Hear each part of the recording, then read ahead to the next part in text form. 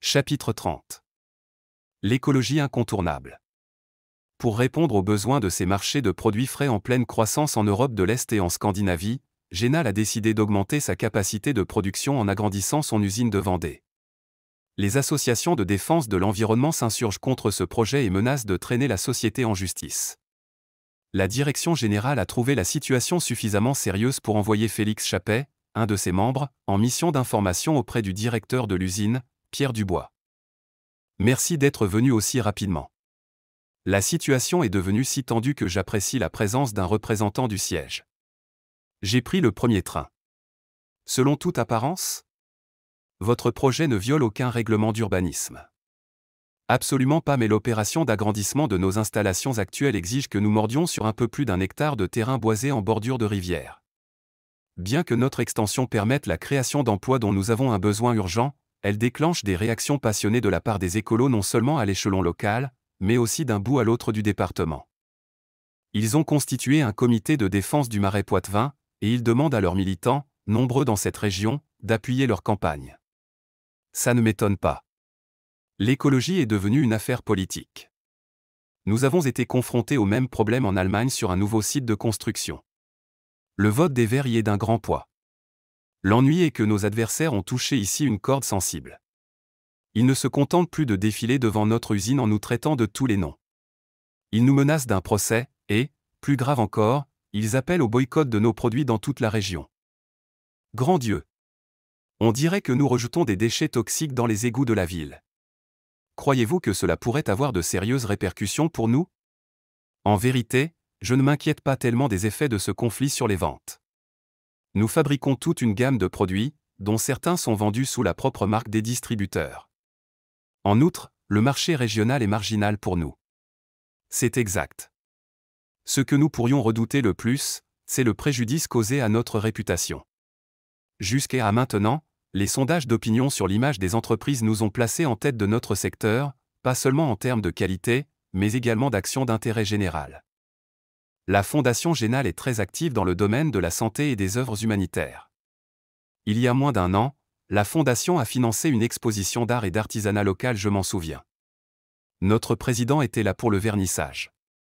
Écoutez, il nous faut agir vite avant que la situation ne nous échappe complètement. Demandez à votre secrétaire d'appeler le siège et de nous passer Anne Thibault. Ses états de service prouvent qu'elle a été très efficace pour résoudre les conflits quand elle travaillait aux ressources humaines. J'ai déjà eu l'occasion de constater son sens de l'initiative et son efficacité. Quelques minutes plus tard. Bonjour Anne, ici Félix Chappet. Je vous appelle de Vendée. Bonjour monsieur. Je ne savais pas que vous étiez en vacances. Très drôle.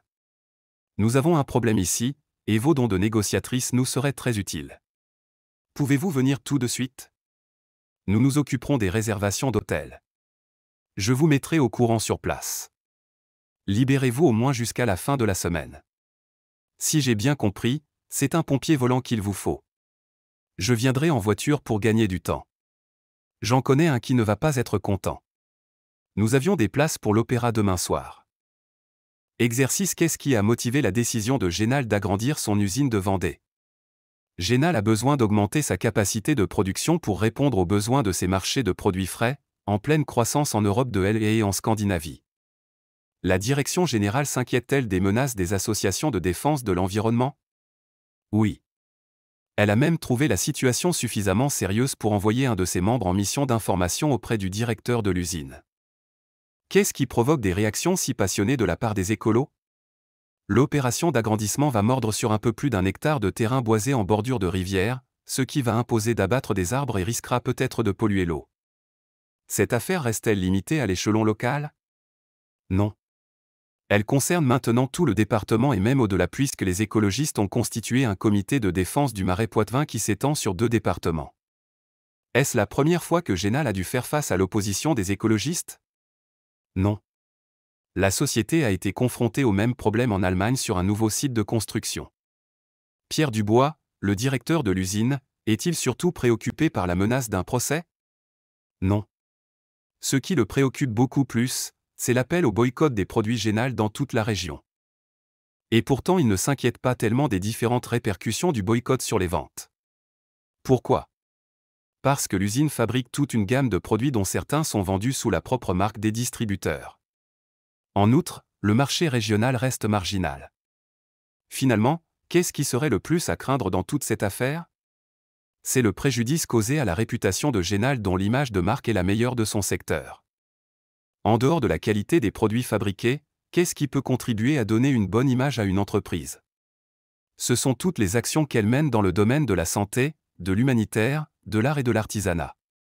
Pourquoi M. Chappé décide-t-il de faire intervenir Anne? Parce qu'il a déjà eu l'occasion de constater son sens de l'initiative et son efficacité pour résoudre les conflits.